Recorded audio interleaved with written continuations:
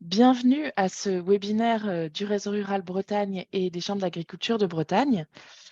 Je vais commencer par donner la parole à Aurélie Lajoie, euh, qui est représentante des chambres d'agriculture. Je viens de me rappeler que nous avons convenu que je devais diffuser Diaporama, donc je vais le faire tout de suite. Euh, et on va pouvoir commencer les échanges. Vous voyez bien l'écran? Très bien, je vois quelqu'un qui acquiesce. Allons-y. Donc, bonjour, je suis Aurélie Lajoie, chargée d'animation territoriale à la Chambre d'agriculture. Du coup, je voulais vous présenter rapidement les chambres d'agriculture de Bretagne. Nous sommes du coup un organisme professionnel organisé à l'échelle de la Bretagne et du coup organisé aussi localement en antenne, en proximité, avec un élu professionnel référent par antenne et un chargé d'animation territoriale comme moi en antenne également. Du coup, les chambres d'agriculture sont dans un réseau, avec une tête de réseau qui est la Chambre d'agriculture France, et qui a ses missions définies par le Code rural, dont notamment la partie recherche en recherche appliquée dans les stations expérimentales ou au champ. Et le gros du réacteur, c'est l'accompagnement technique des exploitations, depuis l'installation jusque dans toute la carrière professionnelle d'un agriculteur, du conseil technique au niveau des cultures et aussi au niveau de la gestion des cheptels, gestion animale, pardon, mais aussi les relations humaines, la gestion d'entreprise, la transformation, la commercialisation, jusqu'à la fin de carrière des agriculteurs. Et on a une autre mission qui est aussi d'être porte-parole du milieu agricole, et du coup, c'est pour ça qu'il y a des élus et des collègues qui ont une mission consulaire, qui donnent des avis sur des documents d'urbanisme, notamment, et sur des questions environnementales. Et on reconnecte aussi avec le territoire dans une logique plutôt de développement local, avec des collectivités qui sont porteuses de projets et qui peuvent brancher avec des groupes d'agriculteurs qui ont les mêmes attentes. Voilà pour la présentation des chambres d'agriculture. Je relaisse la parole à Marianne. Merci. Pour vous présenter rapidement le réseau rural, c'est un outil prévu par le FEADER qui existe dans tous les États à l'échelle nationale et ou régionale, donc en France à l'échelle nationale et régionale. En Bretagne, il est copiloté par la région et l'État par le SGAR, donc le Secrétariat général aux affaires régionales. Le réseau rural, c'est un outil de dialogue et d'interconnaissance entre les acteurs du monde rural. Ça permet d'aborder les problématiques nouvelles des ruralités, ça permet de partager et de valoriser des bonnes pratiques de la diversité des acteurs ruraux et du développement rural. Et puis, c'est aussi un outil d'accompagnement des groupes d'action local leaders, donc Legal Leaders. Dans le cadre du réseau rural, on organise des visites, des webinaires, on a un certain nombre de fiches de capitalisation sur des sujets variés. Et le rendez-vous d'aujourd'hui, côté réseau rural, il se situe dans la continuité d'un cycle de webinaires que nous avions organisé avec l'Institut d'études politiques de Rennes et avec l'Institut Agro-Rennes-Angers, qui s'appelait Nouvelle ruralité, nouveaux ruraux. Donc, il y a 4 rendez-vous que vous pouvez retrouver en replay sur la chaîne du réseau rural, qui étaient sur dire et décrire le rural, celles et ceux qui restent, celles et ceux qui arrivent, et populisme et ruralité. En lien avec ce sujet des transformations de la campagne et de ses habitants, euh, on a souhaité, avec les chambres d'agriculture, poursuivre sur la campagne, le rural, lieu de vie, de travail et de loisirs, puisque donc déjà dans les imaginaires, la campagne est perçue comme un tout unifié et avec des pratiques culturelles et des pratiques professionnelles proches. Or, ça a toujours été un petit peu plus compliqué que ça et un petit peu plus mélangé que ça. Mais aujourd'hui, la campagne, elle est vécue différemment par ses habitants qui sont en recherche d'espace, de nature, d'une vie sociale de proximité.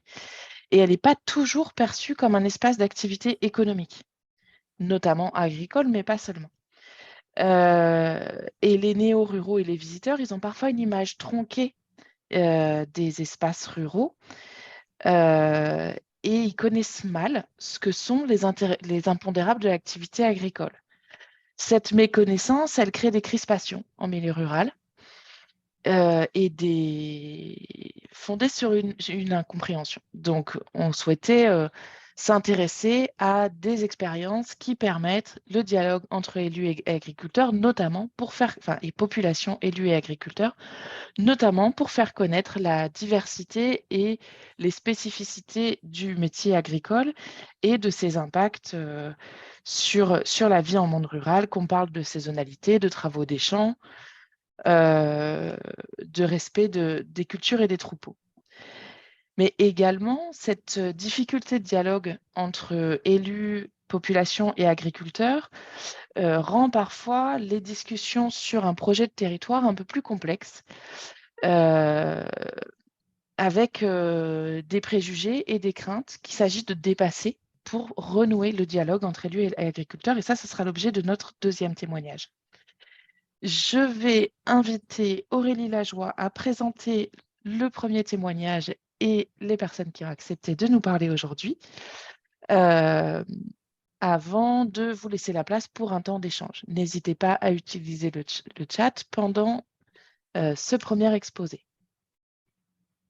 Merci. Du coup, là, on va focaliser plutôt sur la relation entre les agriculteurs et ses habitants avec Janie Grosmaître, du coup, qui est agricultrice en production laitière à Saint-Vincent-sur-Oust, qui est en Morbihan, et qui est aussi membre du Résagri Sud-Est Morbihan. Et on va partager cette expérience aussi avec Léa Conan, qui est mon homologue sur le secteur de Questembert, et aussi animatrice du Résagri. Du coup, c'est à partir d'un petit guide du bon voisinage que l'on va dérouler cette présentation.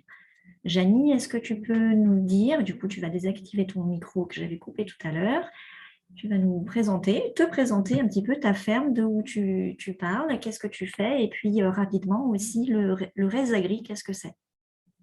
Bonjour à tous, donc Janie Grosmaître, je suis installée donc à Saint-Vincent-sur-Oust sur une production laitière avec mon mari. Donc jeune installée parce qu'en 2015, mon mari en 2013, avec 90 vaches sur 84 hectares. Donc moi je suis membre du bureau maintenant depuis, je dirais, 4-5 ans, si je ne me trompe pas, Léa, ou peut-être plus un peu moins, non, 4-5 ans. Mais je faisais partie quand même du réseau Résagri avant. Dès que je me suis installée, j'ai souhaité faire partie d'un groupe de travail entre agriculteurs. Donc ça, c'était mon souhait. Et par la suite, donc, je suis rentrée dans le bureau pour m'investir un petit peu plus. Voilà. Donc, Résagri Sud-Est Morbihan, donc c'est une association pilotée par des agricultrices et des agriculteurs, voilà, sur le territoire de Questembert et Musiac, et qui représente à peu près une centaine de fermes sur le territoire, tout type de production confondue, que ce soit du bovin, de la volaille, de l'ovin ou que de la culture. Voilà, c'est vraiment très multidiscipline. L'association donc a pour but de proposer à ses adhérents plusieurs services. On a un petit service d'achat et de collecte groupée pour réduire des coûts. Voilà, ça peut être par exemple l'achat de haies bocagères. Voilà, quand on achète en groupe, ça revient moins cher, comme exemple. Ça peut être aussi de l'information locale. On envoie des flashs par mail ou par papier sur l'information agricole et autres du territoire. Et surtout, le cœur, on va dire, de l'association, c'est vraiment la formation continue et des échanges techniques via les groupes que je parlais tout à l'heure. Des groupes de travail qui ont différentes thématiques. Alors, ça peut être que des groupes lait, des groupes culture, des groupes bio ou alors des groupes médecine alternative. Voilà, moi, par exemple, je fais partie du groupe lait d'Alaire et le groupe médecine alternative. Donc, ce sont des groupes qui se regroupent à peu près 3 à 5 fois dans la saison morte, hein, forcément.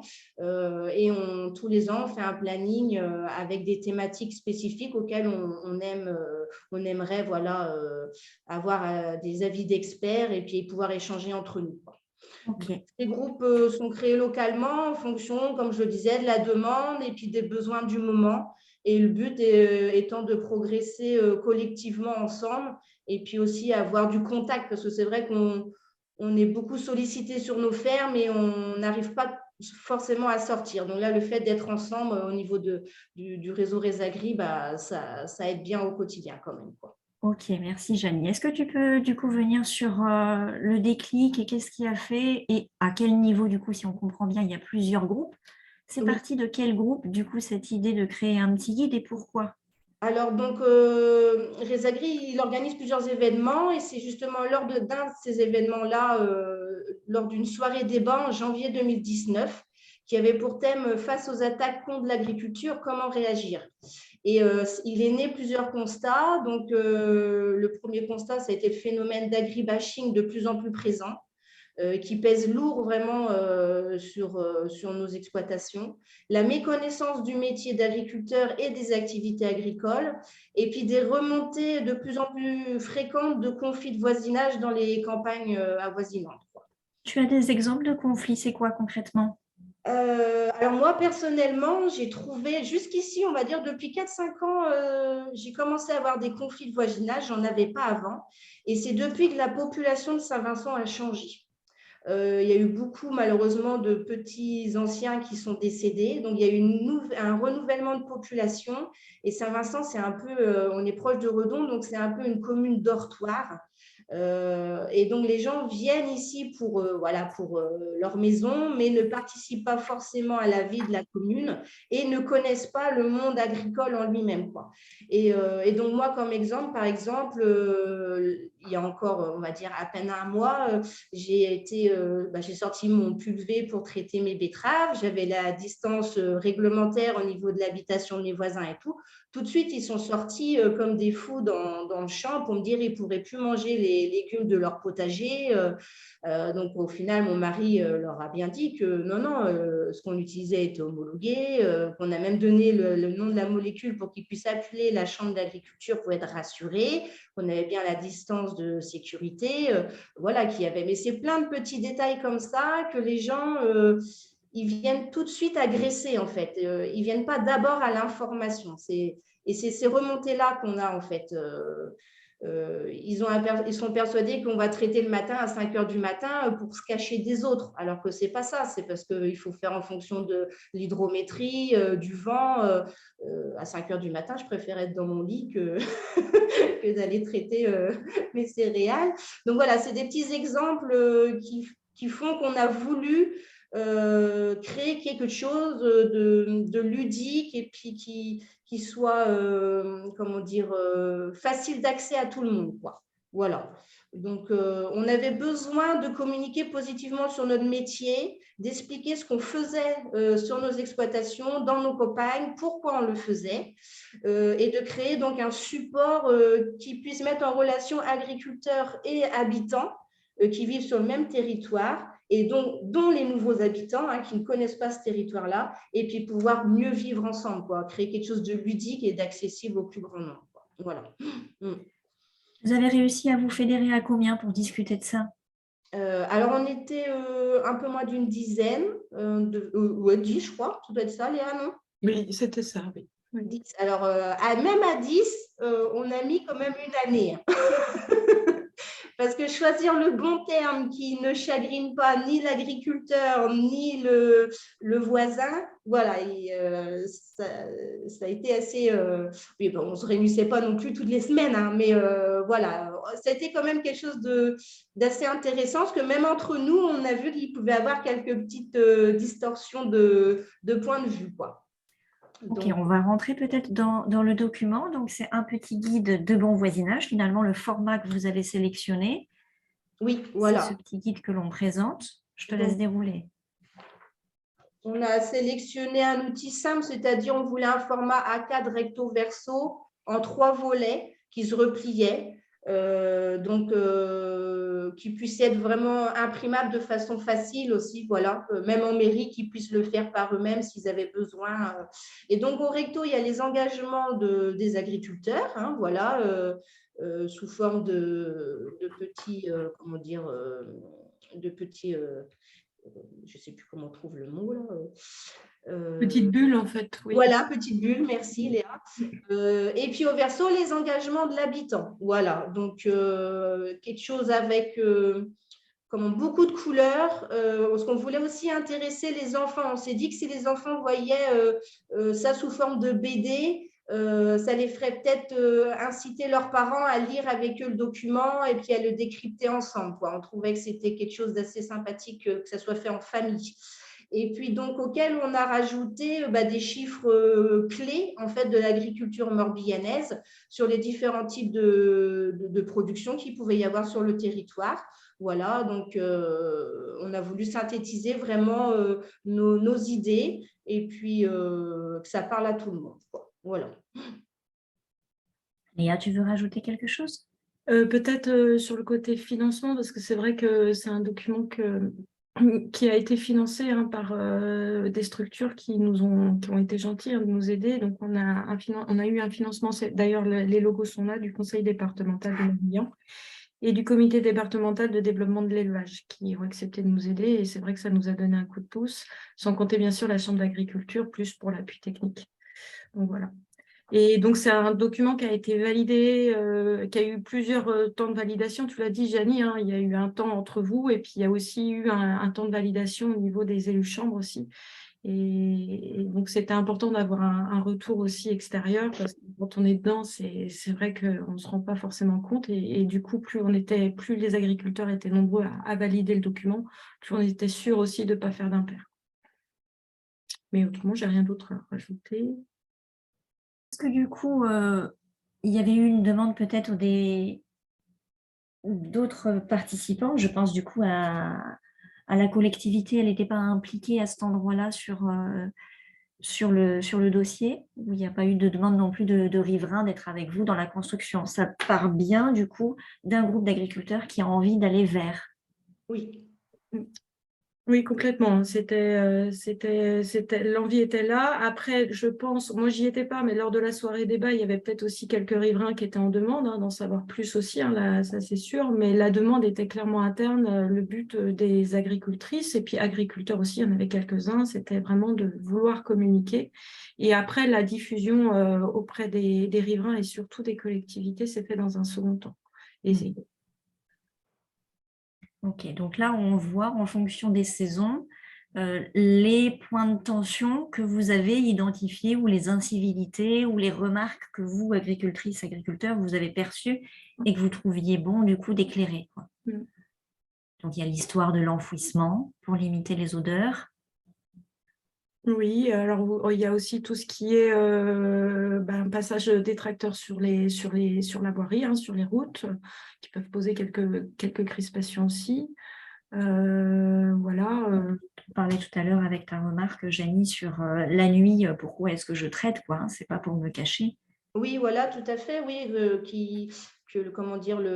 voisinage sache que il y a des périodes de l'année où forcément l'ensilage, ça peut se terminer tard, à 23 heures, que oui, quand on traite, souvent c'est tôt le matin ou tard le soir, voilà, et qu'on n'a pas des horaires de bureau, quoi, donc, et qu'en fonction des aléas climatiques aussi, donc voilà, c'était pour signaler tout ça de façon très ludique et très courtois. Du coup, il y a dans le chat, je vois une suggestion d'amélioration sur ce point, c'est que du coup, n'apparaît pas les distances de sécurité qui vous sont un peu imposées autour des maisons. Peut-être que c'est parce que la réglementation a changé entre-temps. Oui, ça évolue souvent et puis en fonction en plus de... On avait peur que ça soit un peu trop technique parce qu'en fonction en plus de la molécule qu'on utilise, c'est pas les mêmes distances. Alors, je pense que trop en mettre peut peut-être causer du tort. Après, ça peut être une suggestion, oui. Oui, mais voilà, il y a des trucs, c'est un peu compliqué de mettre en fonction de l'évolution de la législation, quoi. Ok. Il y avait aussi, je peux l'apprendre, est-ce que du coup le document, où est-ce qu'on le trouve? On va basculer sur la partie diffusion. Comment est-ce que vous avez fait pour le diffuser, pour que ça touche son public? Et du coup, il y a une demande un peu dans le chat de où est-ce qu'on peut retrouver votre document et est-ce qu'il peut être transmis à la fin de la présentation? Je te laisse la main, Janie, sur la diffusion peut-être, et puis on répondra après. Oui, alors donc nous, on l'a, comment dire, les mairies ont le lien web. et le lien papier, voilà. Donc, souvent, ils l'ont inséré dans… certaines mairies qui ont joué le jeu, l'ont inséré dans les bulletins municipaux. Sinon, ils l'ont sur leur page web directement. Comme ça, les habitants peuvent le consulter. Moi, je sais que personnellement, sur la commune de Saint-Vincent, ils l'ont diffusé à tous les agriculteurs du secteur en direct. Donc ça, j'ai trouvé ça plutôt sympa. On a aussi créé des supports dérivés, donc des grands formats pour les accueils en mairie, pour les salles d'attente des notaires, des offices de tourisme aussi, et puis des panneaux pour des plus grands événements, type salon au lavage à Pontivy, ou fête des JA, ou lors de portes ouvertes. Voilà. Donc, mais sinon, après, oui, on peut le diffuser sous forme web sans problème. Nous, meilleur il y aura une diffusion, mieux ce sera. Et du coup, le petit bébé, il a grandi, en fait, il a dépassé votre seul territoire, si j'ai bien compris. Oui, alors il est issu de Résagri Sud-Est Morbihan, c'est vrai, donc la partie Questembert-Musillac, mais c'est vrai que pour gagner en diffusion et puis gagner en force de diffusion, c'est Résagri Morbihan qui l'a repris à son… Et d'ailleurs, c'est le logo de Résagri Morbihan sur le prospectus, qui l'a repris en son nom. Et donc, Résagri Morbihan, en fait, c'est le regroupement des associations. Il y en a 6 au total sur le Morbihan local. Donc, on en a une sur le secteur Plormel, Pontivy, Le Fawet, Hennebont, Questembert, et j'en ai oublié une. Il y en a forcément une que j'ai oubliée, mais en gros, on se répartit comme ça. Et donc, la diffusion s'est faite au niveau départemental. Donc, toutes les mairies du Morbihan ont reçu par courrier. Alors, ça commence à dater, hein, c'était en 2021, quelques exemplaires de papier de ce prospectus avec un courrier leur disant que s'ils souhaitaient en avoir des supplémentaires, ils pouvaient nous contacter.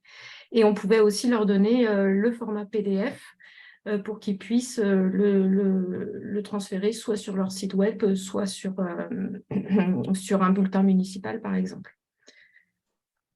Donc, il est toujours accessible, il est gratuit. Il suffit de faire une demande en fait à son Résagri local ou à Résagri Morbihan et on vous envoie quelques exemplaires en fonction des demandes. Ok, pour finir sur la partie un peu de vos témoignages, est-ce qu'au-delà de cet outil, il y avait d'autres idées pour vous sur votre secteur ou pas de contact avec la population en randonnée ou autre chose ou en panneau de bord de route? Est-ce qu'il y a des idées comme ça sur votre territoire? J'y aille, Jenny? Oui. Ouais.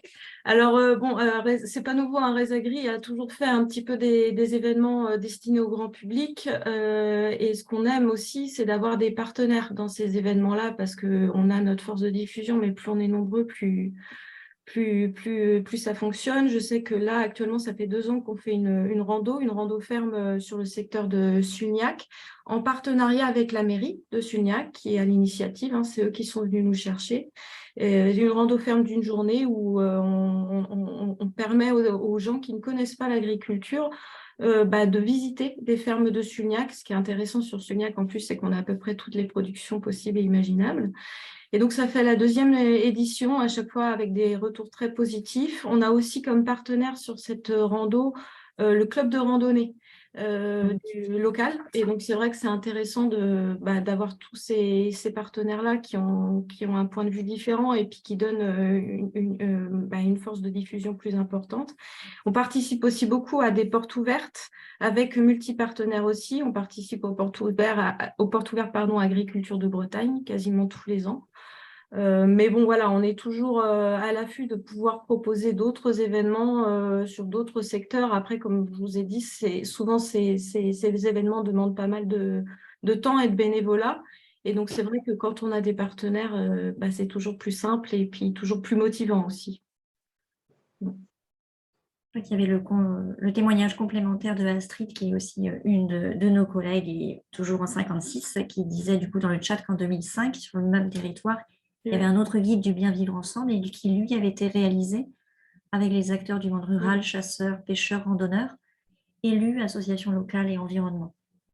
Oui, pour la petite histoire, Astrid a à l'historique puisque c'était elle qui était à ma place il y a quelques années. C'est vrai que du coup, c'est bien qu'elle soit là. Et en effet, d'ailleurs, des gens qui ont participé à ce premier guide ont pu participer au deuxième. Et après, il était beaucoup plus fourni, ce guide-là. Et donc là, l'objectif, c'était d'essayer de résumer un petit peu ce qui avait pu être dit. Mais on n'est pas parti de rien, en effet. On avait déjà des choses en magasin. Ouais. Du coup, Véronique, je peux peut-être venir te chercher aussi pour faire le petit pas de côté en Finistère. Il y a aussi des mêmes dynamiques autour de Rézagri et sur la communauté de communes d'Iroise, il y a également du coup cette logique d'aller vers la population et d'organiser du coup, c'est une rando vélo qui s'est tenue. Et du coup, si tu veux partager ou témoigner, Véronique. Oui, il y a eu des différentes initiatives aussi, toujours issues du même contexte qui a été présenté. Donc, sur le pays d'Iroise, il y a un flyer de ce type qui a été fait, avec une présentation un peu différente, mais on va dire que dans les grands messages, on est sur la même ligne, des messages simples pour mieux faire comprendre l'agriculture comment à la population. Et donc après, ça s'est décliné effectivement en d'autres actions, donc une rando vélo qui a été faite, et aujourd'hui une réflexion autour de la mise en place de panneaux sur les chemins de randonnée, sentiers côtiers, pour continuer aussi à communiquer auprès de la population pour à la fois expliquer ce qu'on retrouve dans les champs, rendre vigilant aussi les gens quand ils se promènent, éviter que les chiens aillent dans les parcelles où il y a les animaux, par exemple, éviter d'enlever les fils les clôtures autour des parcelles, donc de façon aussi simple et conviviale, expliquer par exemple ce qu'on retrouve dans une parcelle, ce que mange une vache par exemple. Donc ça va se décliner sous forme de panneaux, mais dans d'autres territoires aussi, on va dire que c'est les étapes un peu suivantes qui sont menées, et puis plusieurs articles aussi au fil de l'année dans les revues de la collectivité et dans les revues communales pour rappeler aussi la saisonnalité de l'agriculture, expliquer ce qui se passe suivant les périodes. Ok, merci pour vos témoignages. On va passer à la séquence du coup avec vous de questions-réponses. Donc, on interroge du coup Léa, Janie et Véronique qui sont présentes. Si vous avez des questions, c'est le moment. Alors, moi, je vais me permettre une question. Donc, Astrid, votre collègue de la Chambre, disait qu'il y avait eu une initiative en 2005. Donc, en effet, c'était un document plus fourni et donc peut-être plus cher, plus compliqué à diffuser et moins vite lu, et donc peut-être moins vite approprié pour aller rapidement sur les intérêts respectifs d'un 3 volets A4 ou d'un petit livret. Mais pour rebondir aussi sur une question qui a été posée dans le chat sur les questions du moment, en 2005, qu'est-ce qui donnait envie de se mettre autour de la table pour clarifier les questions et pour informer, et qu'est-ce qui change et qu'est-ce qui ne change pas? Alors, oui, mon micro est ouvert. Janie, je vais essayer de répondre. Le souci de cette question, c'est qu'en 2005, Janie et moi, nous n'étions pas là. Donc, c'est vrai qu'on va essayer d'y répondre. Mais, Je pourrais compléter éventuellement si tu veux, Léa. Ah ben, je veux bien, Astrid, parce que moi, j'étais encore en études. Je pense que je pense qu'en fait, les soucis d'agribashing ont encore plus évolué et encore plus augmenté depuis ces dernières années, je pense, honnêtement. Après, en 2005, je pense que c'était déjà les mêmes objectifs. On avait des partenaires un peu différents. Je peux peut-être te laisser la main, Astrid, sur la partie 2005, parce que moi, j'y étais pas, sur le pourquoi. Oui, en fait, les agriculteurs avaient commencé déjà à constater qu'il y avait des conflits. Il y avait quelques conflits déjà qui émergeaient sur le territoire. Et ils avaient fait le constat que, en fait, les les gens ne se connaissaient pas et connaissaient pas les pratiques des uns et des autres et les besoins des uns et des autres. C'est pour ça que, et ça s'est fait après des diagnostics participatifs qui avaient été faits de territoire avec la communauté de communes de Questembert à l'époque. Et du coup, tout le monde a décidé de se mettre autour de la table et au début, c'était l'idée de créer une charte, et puis bon, la réflexion a évolué, mais c'était de mettre tout le monde, tous les utilisateurs en fait du territoire rural, de les mettre autour de la table et puis de voir, de se rendre compte que tout le monde a des droits et des devoirs et en fonction de la casquette qu'on a aussi, ben, on voit pas toujours la même chose, hein. On disait un champ, il y a un agriculteur qui voit que c'est un espace de production, le randonneur, ben voilà, c'est un lieu où on peut se balader, et puis le promoteur immobilier, c'est éventuellement un terrain potentiellement constructible. Donc voilà, il y avait des choses comme ça et ben, mettre autour de la table à l'époque chasseurs, pêcheurs, randonneurs, associations locales d'environnement. On a passé beaucoup de temps à avoir le même langage. C'est-à-dire sur un mot qu'on utilisait, qu'il soit compris par tout le monde, quoi. Donc ça n'a pas été simple et ça, ben voilà, malgré tout, ça aboutit à ça. Mais pour moi, c'est des actions qu'il faut remettre continuellement sur la table. Et tous ces guides, en fait, il faut les faire vivre parce que ce n'est qu'un outil, en fait. Et après, il faut continuellement les faire vivre. Ben voilà, moi je vois dimanche dernier, j'ai fait une rando ferme, ben, j'ai distribué le guide aux gens qui participaient. Et continuellement, il faut continuer à faire passer les messages qui existent ben, dans ce guide, dans d'autres, quoi que ce soit. Mais voilà, si on les fait pas vivre, c'est un peu peine perdue. Pour Voilà. effectivement rebondir sur le chat ou sur le sujet des phytos, quelqu'un exprime le fait que c'est la question du moment. Peut-être que ce n'est pas dans le guide, mais rappeler aussi peut-être aux élus de collectivité que la Chambre a édité du coup un guide qui est beaucoup plus technique et qui peut être en mairie, du coup qui est les phytos parlons-en, où là il y a vraiment de la réglementation un peu plus forte. Ici, dans ce petit guide, c'est l'ensemble de la saisonnalité et l'ensemble des travaux où est-ce qu'il peut y avoir des petits points de tension facirs à lever, quoi. Donc Et sur la question... On a un petit flyer aussi dans le même principe, excuse-moi Aurélie, sur les phytos, le même principe simple que ce qu'on vient de voir sur les phytos aussi. Donc il y a ce que tu as dit là, effectivement, qui est plutôt très complet, très technique, et quelque chose de plus grand public aussi, plus spécifiquement sur les phytos. Est-ce qu'il y a d'autres questions? Peut-être une expression ou un témoignage oral avant de passer au deuxième témoignage. Nous avons 4 minutes devant nous. Je me permets une question là sur le guide 2005. Est-il disponible par exemple en PDF? Oui, il n'y a pas de souci, on peut aussi le transmettre. Le but justement, hein, vous l'avez bien compris, hein, c'est de diffuser le plus largement. Après, il faudrait simplement voir si toutes les données sont encore valables, en tout cas à jour, mais il est tout à fait transmissible aussi. Il avait été fait à l'époque hein, sans données chiffrées. Ah bah très bien. Voilà. Donc, et même sans localisation au début, pour qu'il soit plus utilisable en fait dans tous les territoires ruraux possibles, quoi. Donc il est toujours d'actualité, quoi. D'accord.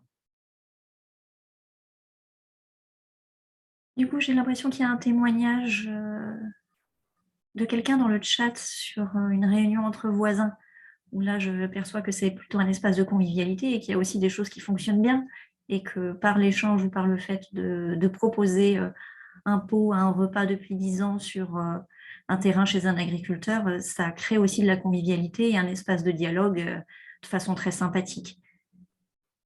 Oui, bah, j'ai envie de dire toutes les occasions sont bonnes, hein, de toute façon. Après, ce qu'on incite aussi beaucoup aux mairies, ils font des réunions souvent pour accueillir les nouveaux habitants. Et c'est vrai que c'est l'occasion, parce qu'on parlait des nouveaux habitants qui justement sont nouveaux et ne connaissent pas forcément le milieu. Et je trouve que c'est aussi une très bonne occasion d'aller au contact de ces nouveaux avec le guide et puis pourquoi pas avec des agriculteurs.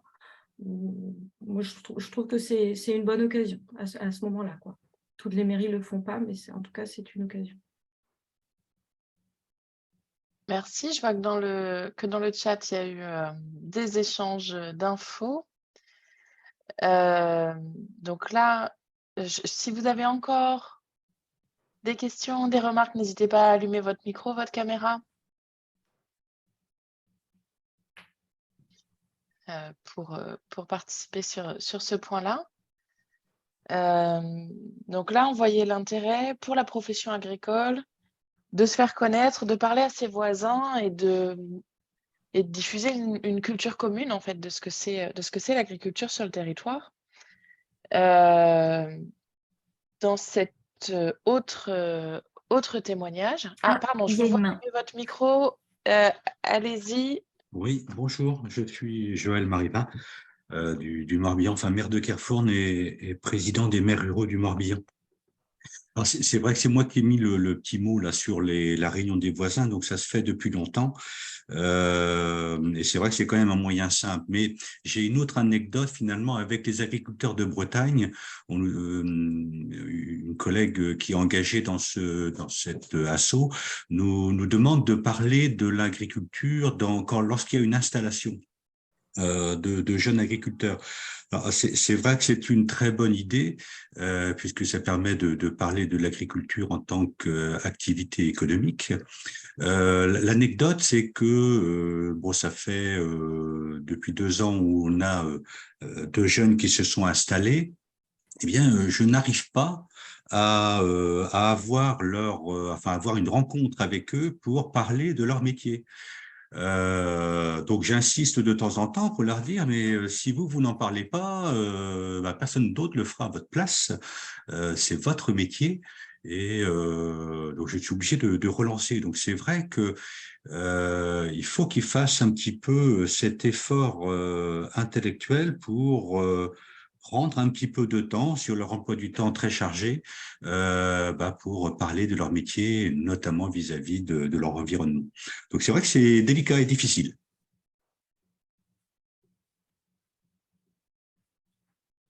Merci pour votre témoignage. Du coup, Marianne, on va pouvoir lancer la séquence 2. Donc là, on évoquait jusqu'ici les situations dans lesquelles les agriculteurs souhaitaient communiquer vers les populations. Ce qui nous intéressait aussi, c'est de voir ce qu'on pouvait mettre en place pour maintenir un dialogue entre élus et agriculteurs dans une période de crispation. Et pour ça, on va échanger avec Françoise Loipre, maire de Layé, dont le territoire a été l'objet de plusieurs sujets de crispation et de tension. Et puis ensuite, on proposera à Christophe Sartin, qui est le chargé d'animation territoriale au sein des chambres d'agriculture sur ce secteur-là, de nous expliquer ce qui a été proposé par la chambre d'agriculture. Donc, Françoise Loipre, Oui, bonjour. si vous pouvez déjà nous présenter la commune de Layé, la place de l'agriculture dans cette commune, et puis la place de l'agriculture dans ce projet municipal aussi. Oui, alors Layé donc, est au sud de Rennes, c'est une commune de plus de 3200 hectares, avec à peu près 1600 hectares de SAU, de surface agricole utile, 22 exploitations sur la commune, principalement en lait. Et puis quelques exploitations, je vais dire 6 ou 7 exploitations en agriculture biologique, en maraîchage, volaille, grande culture, farine, pain paysan. Voilà. Et donc il y a 5200 habitants, on fait partie de Rennes Métropole. Donc, quand on a constitué la liste pour les élections de 2020, on a cherché, moi personnellement, je suis agricultrice,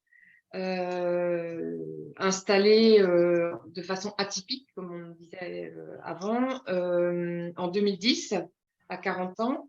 Et il y avait l'ancien maire également qui était agriculteur bio en lait.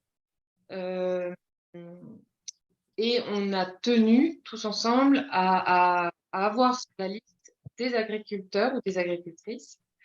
Et donc, on est revenu plusieurs fois à la charge auprès de deux femmes, l'une agricultrice et l'autre femme d'agriculteur, qui ont accepté de venir avec nous, donc sur une liste apolitique, parce qu'elle était assez diverse et variée. Voilà, donc on s'est installé en 2020. On avait quand même dans notre programme une colonne vertébrale qui était le développement durable. Et il y a eu donc une première élue qui a été déléguée à l'agriculture, qui était femme d'agriculteur. Et c'est vrai qu'on a vécu ce début de mandat plusieurs événements en lien avec le monde rural qui ont généré des tensions. Je reviendrai bien à l'amont et au moment de la campagne. Est-ce que donc avant les municipales de 2020, il y a eu certaines municipalités qui ont pris des arrêtés justement anti-usage des pesticides. Et vous me disiez qu'à cette époque-là, vous aviez rencontré les agriculteurs du territoire pour en échanger. Vous pouvez m'en parler un petit peu plus? Ouais. Donc c'est vrai qu'il y a eu une mairie qui a pris un arrêté municipal interdisant la pulvérisation des pesticides, je crois me souvenir, à moins de 150 mètres des maisons, quelque chose comme ça. Et nous, dès le mois d'après, en fait, on a organisé une réunion en conviant tous les agriculteurs de la commune et en leur affirmant qu'on n'avait pas l'intention de prendre un arrêté de la sorte, parce qu'on avait bien conscience de la complexité du travail dans chacune des exploitations, et qu'on était convaincus que c'était pas par un arrêté assez rigide que ça allait faire bouger les choses, mais qu'on souhaitait échanger avec eux sur le sujet des pesticides, parce que c'est quand même un sujet majeur de la population en général.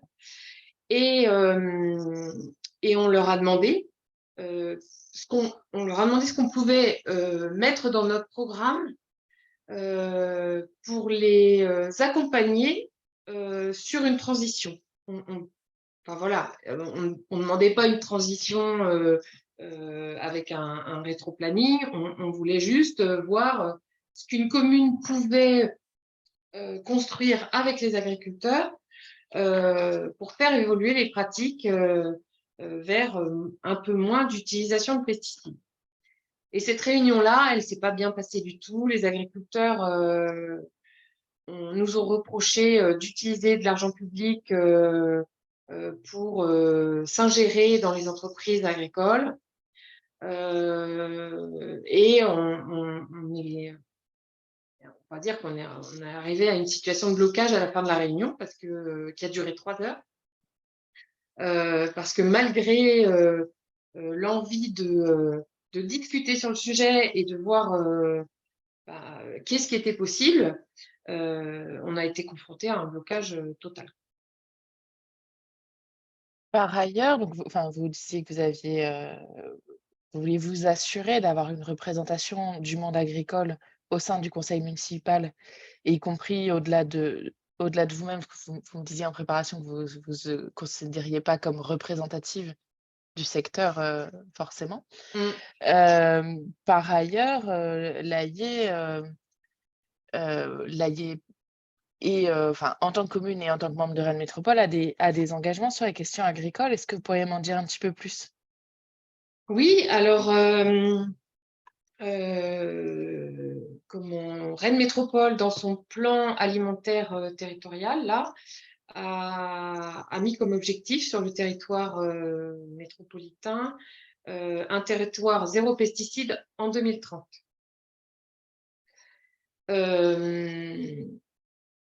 Un courrier, en fait, a été adressé aux mairies pour indiquer, pour co-signé en fait le courrier du plan alimentaire territorial destiné aux agriculteurs pour les informer en fait de ce plan et de cet objectif zéro pesticide.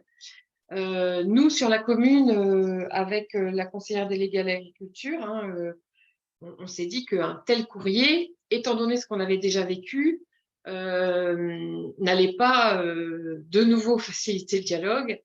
Et donc, on n'a pas envoyé ce courrier.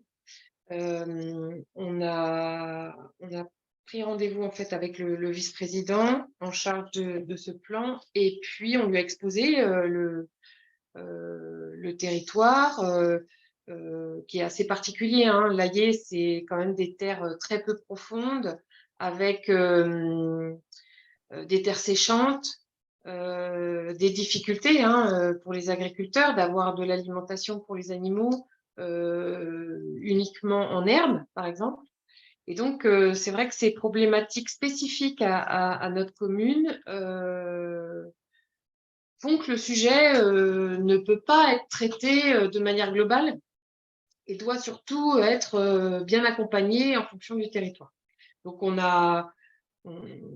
voilà, en tant qu'élus, comprenant les problématiques des agriculteurs de notre territoire, on essaye de faire en sorte de s'adapter tout en essayant d'orienter les pratiques vers une transition moins chimique. Je pensais que c'était important de passer un petit peu de temps sur ce contexte-là et des orientations politiques pour le territoire et des instances, des lieux, des occasions de dialogue avec la profession agricole. Et dans ce contexte de souhait de dialogue, mais pas forcément de dialogue sur les sujets les plus faciles, arrive un certain nombre d'événements extérieurs, notamment, qui crispent encore plus sur le territoire. Oui, on a eu 2 accidents, un incident de chasse le 20 septembre 2021, où 2 chats ont été tués par une meute de chiens lors d'une battue qui était organisée chez un agriculteur, où étaient présents beaucoup d'agriculteurs. Donc ça a déclenché beaucoup de messages de haine envers les élus, et en particulier envers moi. Et ensuite, le 31 octobre 2021, une battue également qui couvrait un territoire se situant sur l'Allier et Orgères, la commune voisine. Il y a eu un accident de chasse où une personne de la battue a tiré une balle qui est allée tuer un conducteur qui se trouvait sur la RN 137 de l'axe Rennes-Nantes. Donc les habitants qui avaient déjà été choqués par l'histoire des chats nous ont mis la pression. Les élus ont également souhaité un coup de poing sur la table soit mis pour faire le point sur les actions de chasse sur la commune. Et donc là, ça a été quand même très difficile de ménager la chèvre et le chou, parce que donc dans le conseil municipal, on a quand même des gens qui sont très éloignés du territoire rural, hein. Et puis on a également, donc on est au moins 4 agriculteurs plus des habitants de la campagne dans le conseil municipal. Et il a fallu s'entendre sur un arrêté communal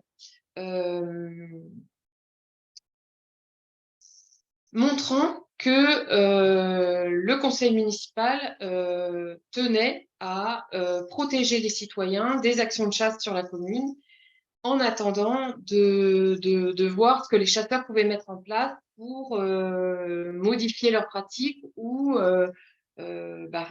mener des actions pour pouvoir continuer leur chasse, parce qu'on n'est pas du tout anti-chasse, pour pouvoir continuer leur pratique de chasse tout en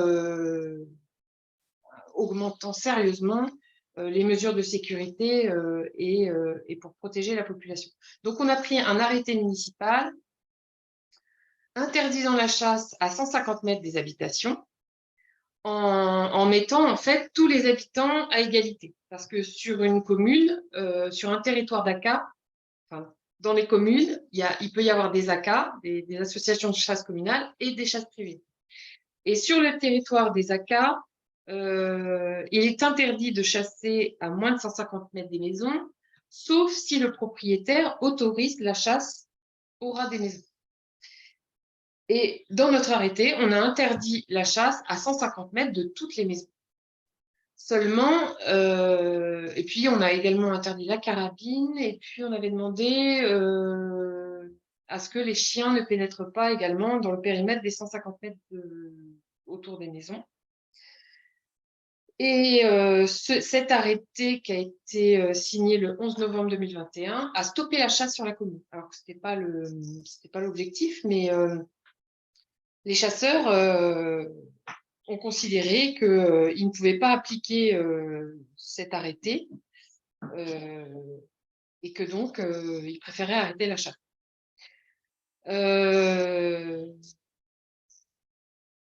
On a eu entre le 11 novembre et puis le 7-8 décembre plus de 10 réunions avec habitants, chasseurs, agriculteurs, citoyens, préfectures ou des DTM pour échanger sur la sécurisation de la chasse. On a eu une réunion publique également le 6 décembre où il y a eu plus de 150 personnes à venir pour parler de chasse et c'était essentiellement des habitants de la campagne de l'Allier. Et on a fini par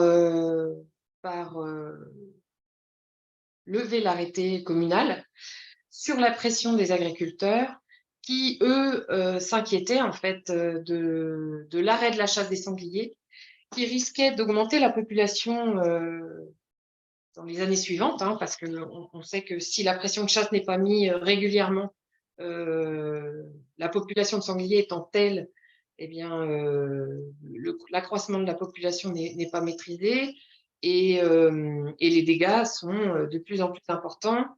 Et c'est vrai que les dégâts de sangliers, c'est quelque chose de moralement très difficile à vivre pour les agriculteurs. Donc, cette période a été très, très mouvementée en termes de discussion et de pression, en fait, sur le monde rural. Et cette pression, c'est vrai qu'elle a été mise aussi par les citoyens qui, certains demandaient l'arrêt de la chasse. Enfin, c'est vrai qu'on a vraiment vu un fossé hein, entre deux mondes. Alors, c'est pas le monde rural, le monde urbain, hein, parce qu'il y a des ruraux qui sont anti-chasse, il y a des urbains qui sont chasseurs. Enfin, le monde n'est pas noir et blanc, et heureusement. Mais en tous les cas, c'est vrai que ça a été très riche de discussions, mais aussi source de crispation. En fait, en tant que commune, vous vous retrouvez à être un point d'équilibre, un nœud de dialogue entre les différentes aspirations des différentes populations rurales. Ouais.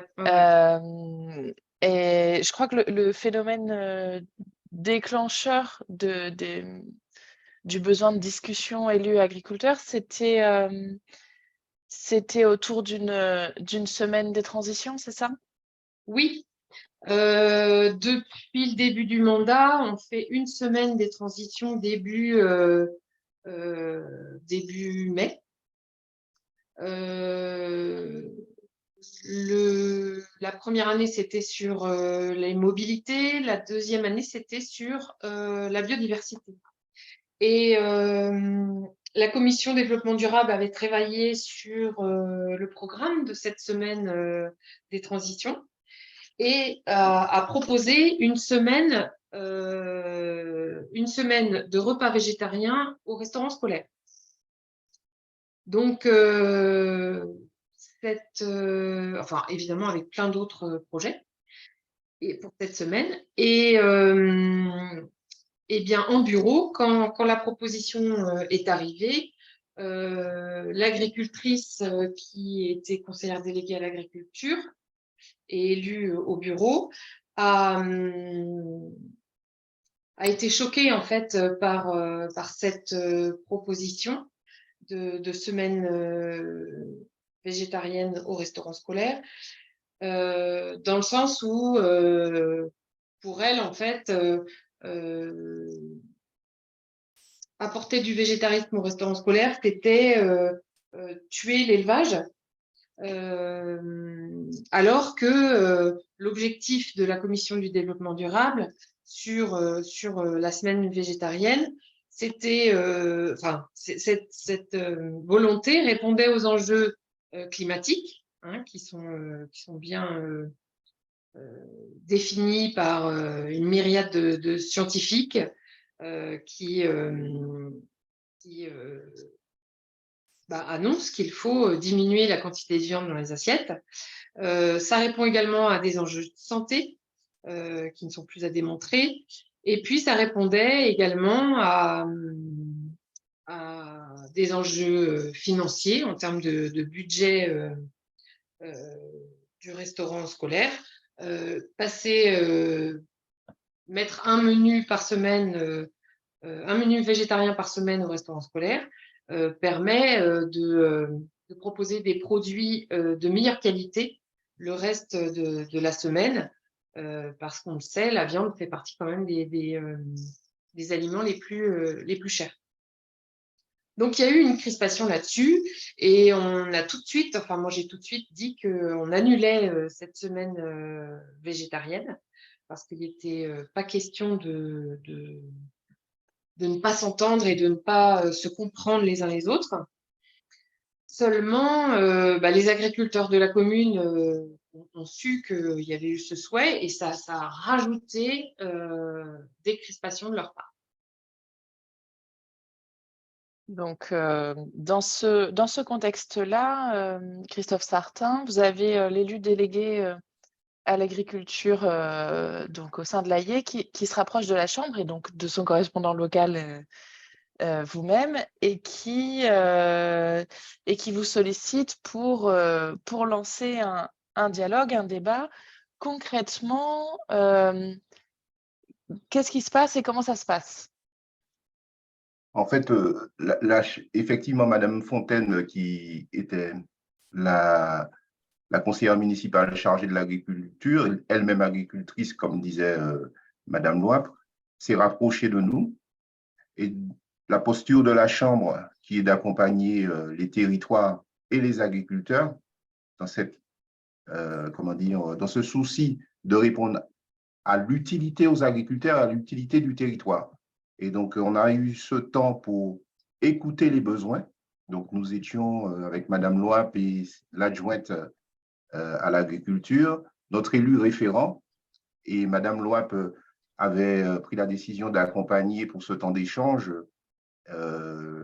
l'élu chargé du développement durable et aussi l'ancien maire qui fait partie du conseil municipal. Et on a eu ce temps d'écoute des besoins pour qualifier la demande de la collectivité. Et même si on était sollicité par une adjointe de la collectivité, le but, c'est que ça soit collégialement, co-construit avec la collectivité. On a pris la décision, c'était au mois de mai, d'organiser ce temps-là. On a mesuré l'urgence pour recréer du dialogue, parce que ce que dit Madame la maire quand même, c'est qu'au-delà des tensions qui existent et d'enjeux multiples, il y a quand même des rencontres entre la collectivité et ses concitoyens agriculteurs.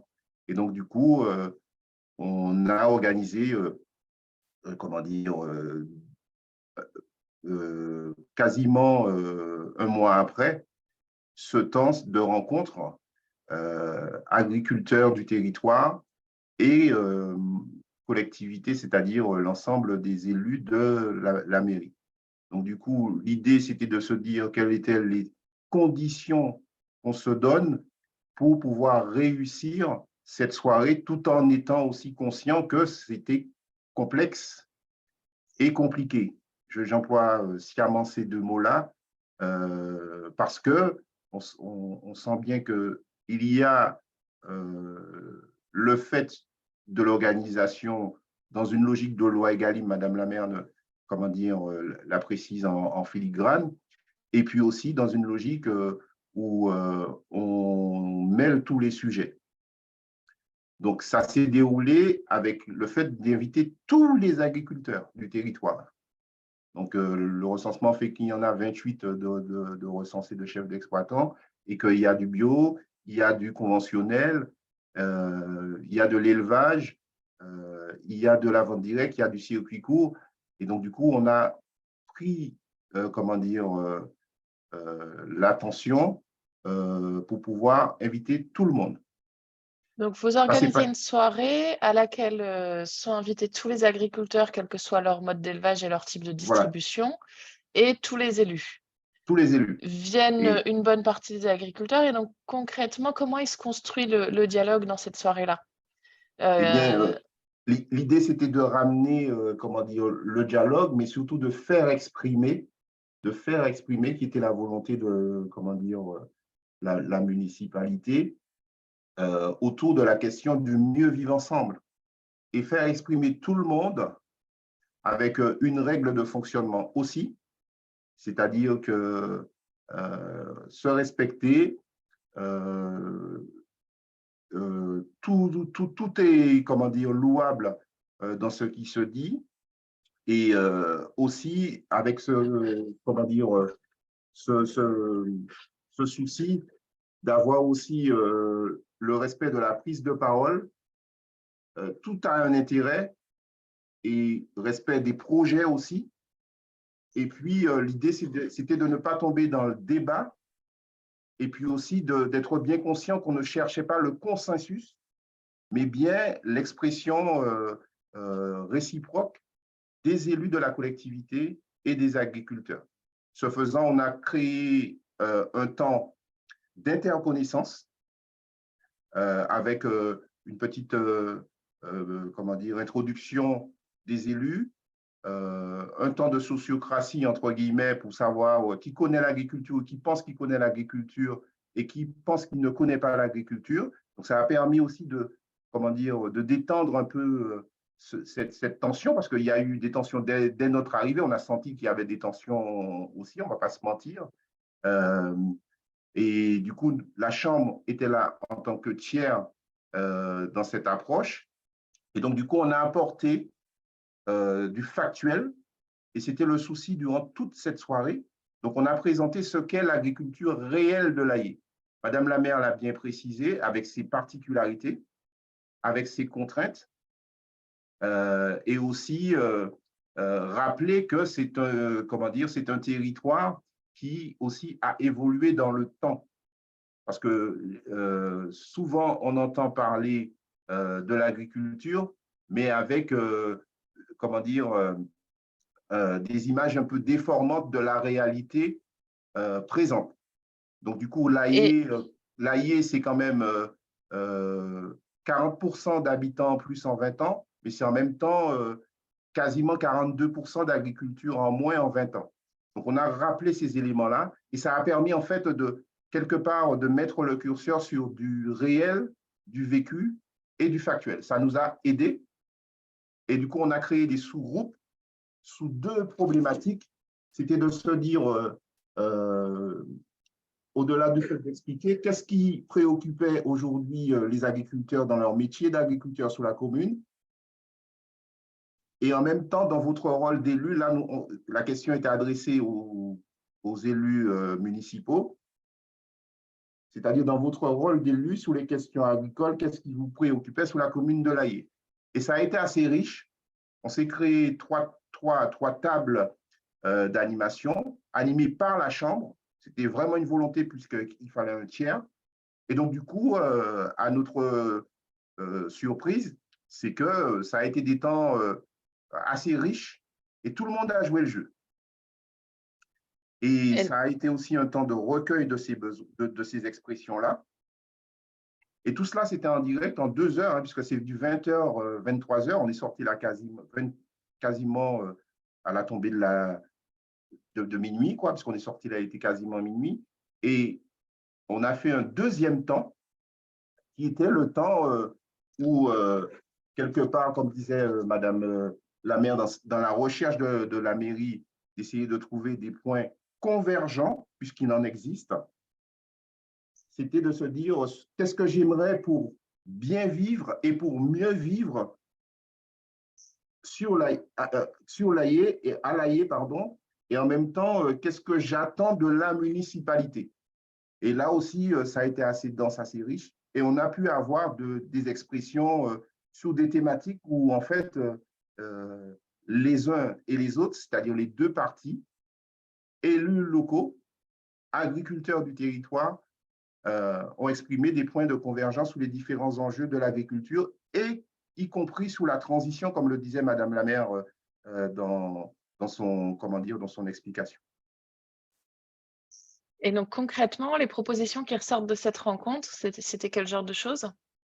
Eh bien, on avait de grands pans thématiques qui en sont ressortis, et nous, on les avait regroupés.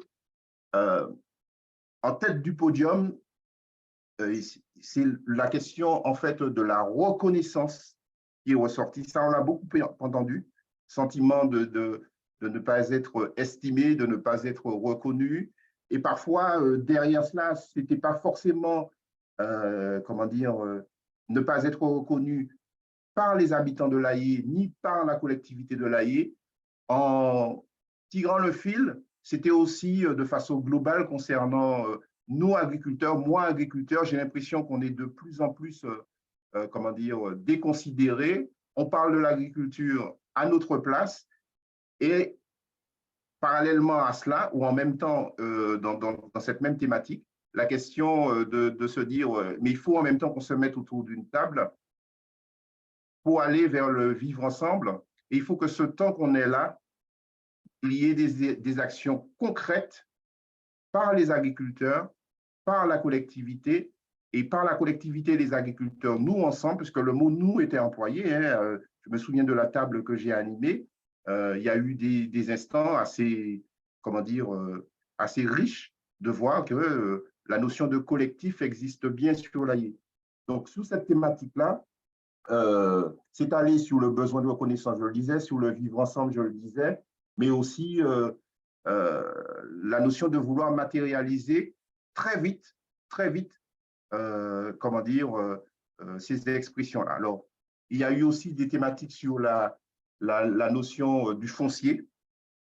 Le foncier, c'est assez, je dirais, délicat, d'autant qu'on est sur un profil de commune qu'on peut qualifier de périurbain. J'emploie le terme sous le regard de Madame la maire, ou comme je le disais, quand on a rappelé le profil de l'Aillé sur 20 ans, on voit bien qu'effectivement, plus 40% de population et en même temps, moins 40% d'agriculteurs.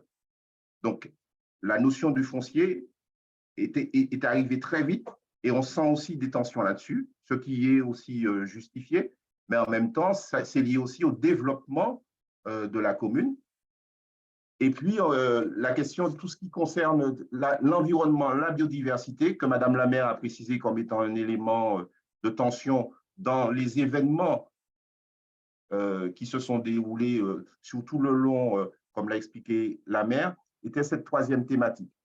Et dans le concret, des idées qui étaient émises, c'était se dire pourquoi ne pas ramener plus d'élèves, plus de nouveaux habitants vers les habitants, vers les agriculteurs, pour qu'ils connaissent mieux l'agriculture du territoire et qu'ils nous considèrent mieux. Et puis, est sortie l'idée de se dire, il existe un magazine municipal, il faut que très vite, en fait, il y ait un dossier ou un portrait régulièrement des agriculteurs qui soit mis, parce qu'on méconnaît, en fait, l'existence du territoire. Et là, la collectivité, à son corps défendant, a eu le mérite au mois de novembre de faire un dossier sur l'agriculture et on a retrouvé très vite cette thématique-là, c'est-à-dire l'agriculture, cultivons le vivre ensemble. Donc, la collectivité est allée très vite vers cette volonté-là.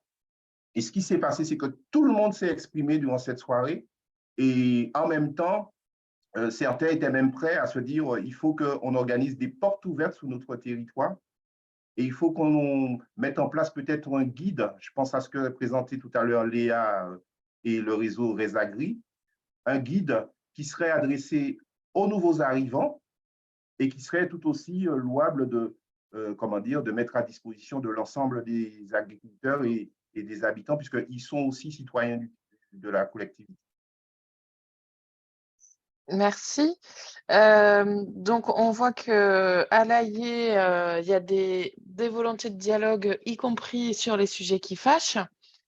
Donc, la Chambre a animé cette rencontre. Alors, moi, ce qui m'interroge, c'est est-ce qu'il y avait besoin, mais visiblement oui, de faire connaître la profession agricole aux élus municipaux. C'est-à-dire qu'à la population, vu l'évolution de la population, ça ne me paraît pas forcément surprenant, mais je dois avouer que dans la préparation de cette rencontre, ça m'a surprise de constater que les élus communaux avaient besoin d'une acculturation, en fait, aux questions agricoles.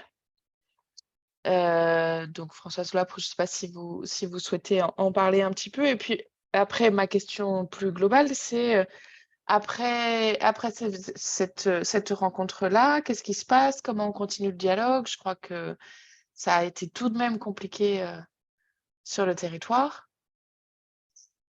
Ouais. Donc, oui, il y a besoin d'acculturation des élus sur l'agriculture, mais je pense de toute la population. Il y a très peu de gens à comprendre l'agriculture dans la population générale. Les gens qui comprennent l'agriculture, c'est en général des agriculteurs, des familles d'agriculteurs ou des personnes qui travaillent dans le milieu de l'agriculture. Mais autrement, la population est majoritairement éloignée de l'agriculture.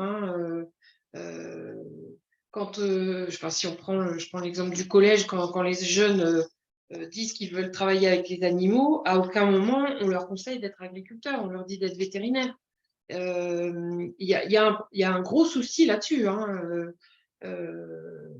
Faut que le métier d'agriculteur soit énormément mis en avant, valorisé sur tous les avantages de ce métier, parce que là, on est quand même rendu à une situation très tendue dans ce secteur d'activité où les agriculteurs en fonction font de plus en plus d'heures, avec de plus en plus de terres, sont bloqués des fois dans l'agrandissement parce qu'ils ne trouvent pas de salariés. Enfin, on a l'impression d'être arrivé quand même à une situation de blocage. Je ne parle pas des transmissions, des installations à 20 ans, où on installe des jeunes qui s'installent beaucoup trop tôt, à mon avis, et qui risquent d'arrêter beaucoup plus tôt qu'on ne le souhaiterait.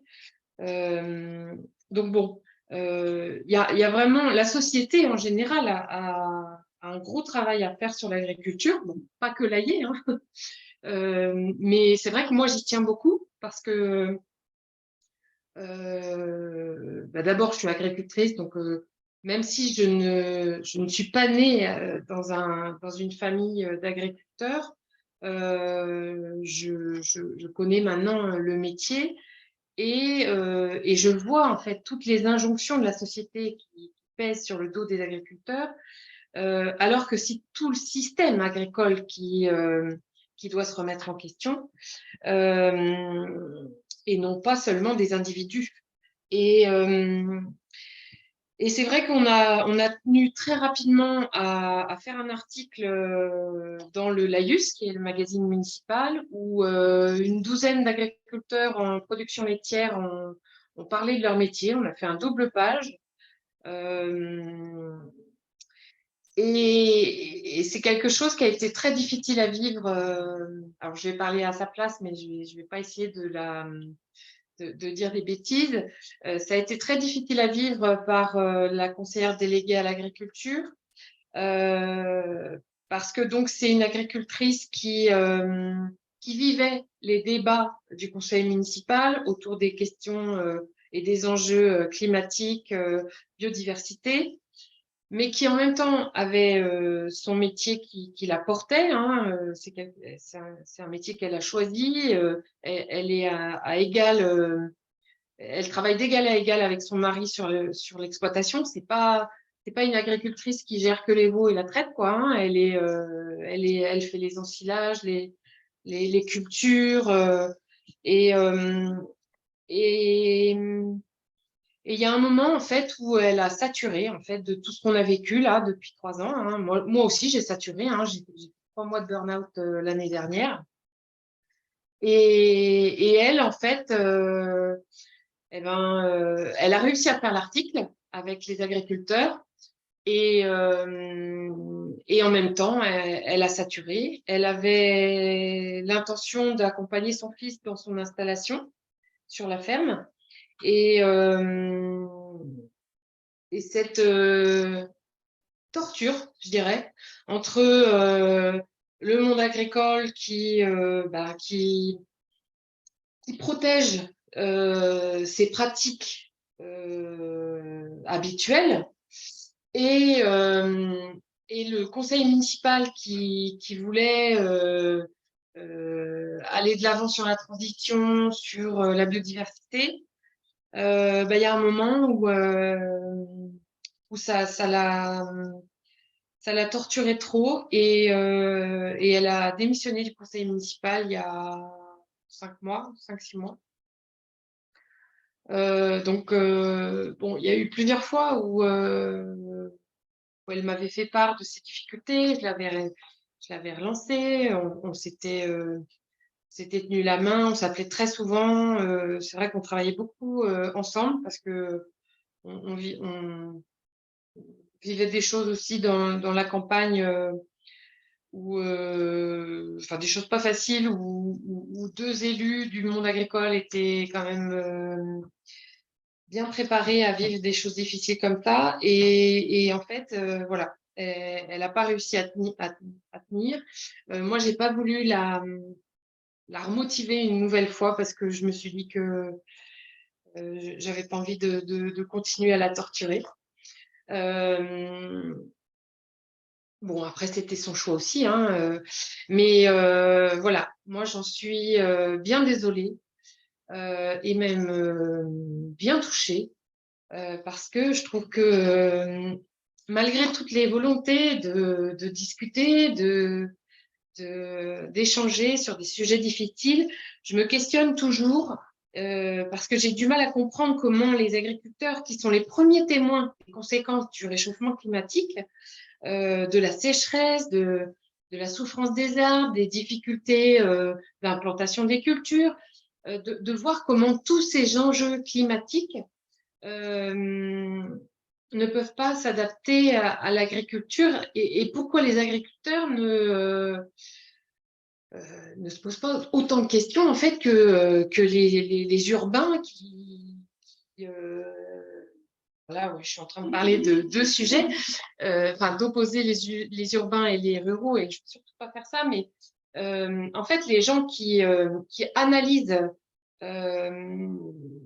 les conséquences du dérèglement climatique et de la perte de biodiversité, on est quand même face au plus grand effondrement des populations d'oiseaux, d'insectes dans les campagnes, et les agriculteurs qui sont aussi beaucoup des chasseurs ont vu la perte de biodiversité. On voit qu'il n'y a plus les perdrix, les bécassines, les tourterelles des bois. Pourquoi, en fait, j'ai pas la réponse, hein, pourquoi on n'arrive pas à s'entendre sur ces enjeux et à discuter de ces sujets et à discuter en fait de l'évolution que pourrait prendre l'agriculture pour lutter et s'adapter au réchauffement climatique et lutter contre la perte de biodiversité. Donc, c'est vrai que c'est c'est une conclusion un peu pessimiste. Après, il y a quand même du positif, hein. On continue à envoyer un courrier chaque année aux agriculteurs pour leur proposer de fournir le restaurant scolaire, parce que pour moi, c'était le cas auparavant, hein, il y a 40 ou 50 ans, les agriculteurs arrivaient à fournir la cantine, mais bon, c'était dans des proportions beaucoup plus faibles, parce qu'il y avait très peu d'enfants au restaurant scolaire. Et en même temps, il ne faut pas perdre espoir, parce que je suis convaincue que ce sont les agriculteurs qui vont évoluer. De toute façon, ils n'auront pas le choix, je pense. Et puis, ce sont les plus grands acteurs de notre territoire. Donc, on ne peut pas, nous, élus, travailler sans les agriculteurs. On l'a vu aussi sur la commune au sujet des rave parties. Il y a plein de sujets, hein. Je sais pas, j'en ai plus là en tête, mais je suis un peu émue parce que Et peut-être que je vais reprendre, et Marianne, si tu m'autorises, je vois que du coup, il y avait quand même des réactions dans le chat et témoignages du coup de Monsieur Marivin. Je ne sais pas s'il est encore, il nous dit qu'il doit nous quitter, mais s'il est encore là et qu'il veut partager, on le prend, parce que je vois l'heure qui tourne et effectivement, ça va commencer à se terminer. Il a l'air d'être déjà parti. Il expliquait aussi, si vous ne voyez pas le chat, Madame Louapre, du coup, son rôle d'élu, où est-ce qu'il faisait aussi des constats, des injonctions qui sont difficiles à avoir, notamment sur la loi Egalim. Il disait qu'il n'avait pas forcément, lui, beaucoup de demandes du côté des consommateurs d'une introduction de produits bio sur sa cantine. Il faisait le constat, du coup, que du côté des chasseurs, qu'il y avait une responsabilité, mais qui n'était pas forcément reconnue, en fait, de régulation de population. Je le fais vraiment en synthèse. Et si j'ai lu de travers, vous me reprenez, ceux qui ont lu dans le chat. Et il exprimait son rôle en tant que maire. Du coup, pour lui, c'est de limiter les excès individualistes et donc de défendre les personnes qui exercent un métier qui, par principe, engendre des nuisances. Donc, et que ça, c'est valable pour toutes les activités. Et il nous remerciait pour les échanges. Aurélie, Oui. juste par rapport à ce qui vient d'être dit, le sujet des évolutions et des transitions qu'opèrent les agriculteurs, ce n'était pas l'objet du webinaire, mais dans ce qui vient d'être dit, il est fait référence quand même au fait que les agriculteurs, de ce que j'ai compris en tout cas, ne prennent pas conscience de ces besoins d'évolution. Alors, je ne sais pas si… excusez-moi, je n'ai pas retenu le nom et le prénom de la représentante de Resagri tout à l'heure. Je ne sais pas si vous voulez dire un petit mot par rapport à ça. Je pense que l'agriculture, elle est dans des transitions et beaucoup d'agriculteurs en prennent conscience. Voilà, donc je pense que malheureusement, on n'a pas d'élus qui pouvaient être disponibles aujourd'hui. Mais voilà, je ne sais pas si… Oui, alors je ne dis pas qu'il n'y a pas conscience. Je dis que c'est difficile d'échanger sur les enjeux, justement. Est-ce que parmi les participants, il y a des gens qui veulent poser des questions, demander des compléments, apporter un témoignage?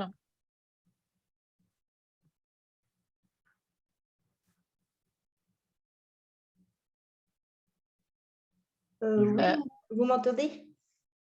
Oui. Oui. Je suis Janie, l'agricultrice du début. Pour ma part, au niveau de la prise de conscience, je parle pour moi-même, hein, mais par rapport au groupe aussi auquel je fais partie du réseau Resagri, cette prise de conscience, elle est là. Hein. Alors certes, il y a des agriculteurs qui ne veulent pas en entendre parler, mais ça, c'est propre à chacun. Par contre, nous, sur nos thématiques, justement, de l'année à venir et des années futures, c'est bien justement sur ce changement climatique, sur une demande sociétale aussi. On est demandeur de tout ça. Par contre, ce que je trouve, un peu en déphasage à ce que vous disiez, c'est qu'on nous demande de faire les choses trop vite.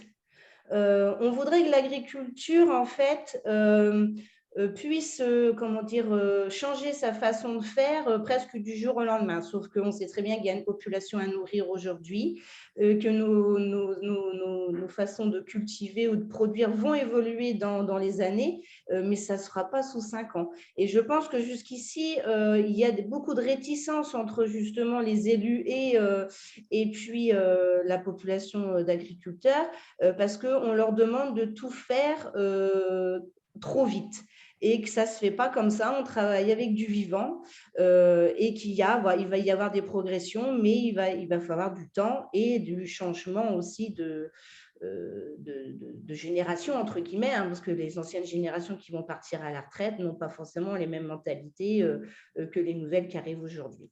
Voilà. Je suis totalement d'accord avec vous. Je répète souvent aux élus qui sont éloignés du monde agricole que demander aux agriculteurs, parce que c'est quand même une demande, hein, demander aux agriculteurs d'arrêter les pesticides, c'est comme demander à tous les salariés d'aller en vélo au travail. C'est un peu la même chose. C'est-à-dire que on demande un peu l'impossible.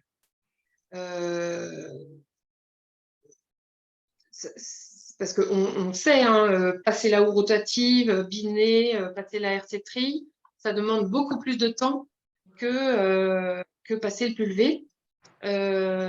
Et la taille des fermes fait que il faudrait trouver de la main-d'œuvre pour réussir à faire du désherbage mécanique partout pour remplacer le pulvé.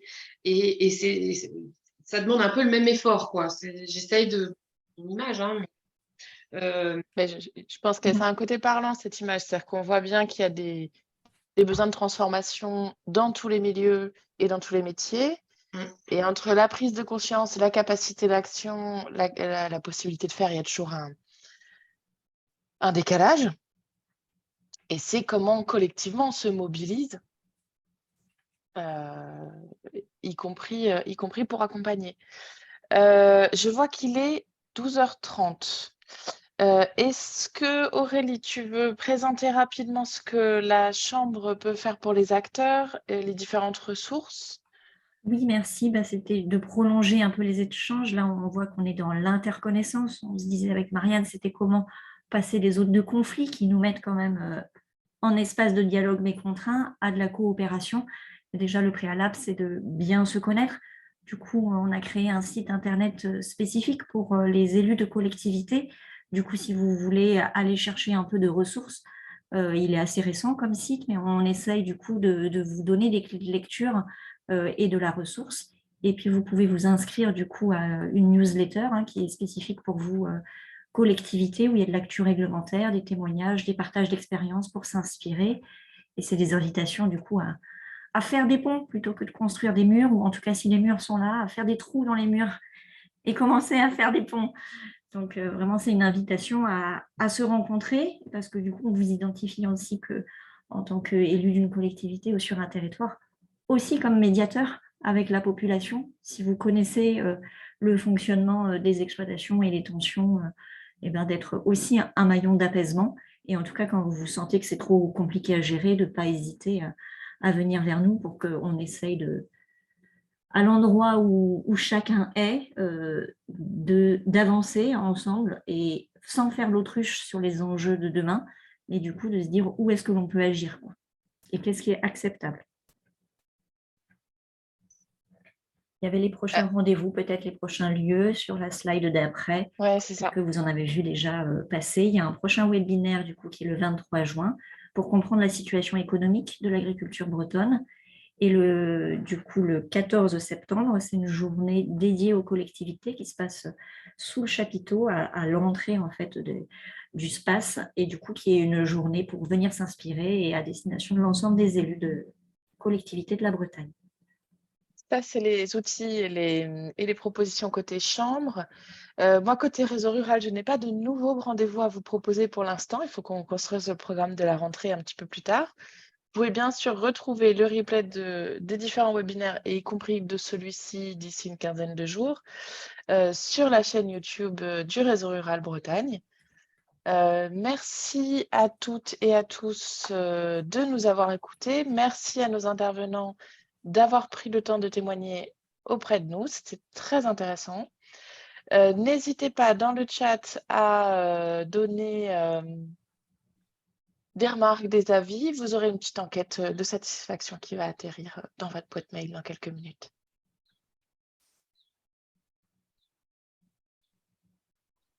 Merci. Au revoir. Au revoir. Au revoir.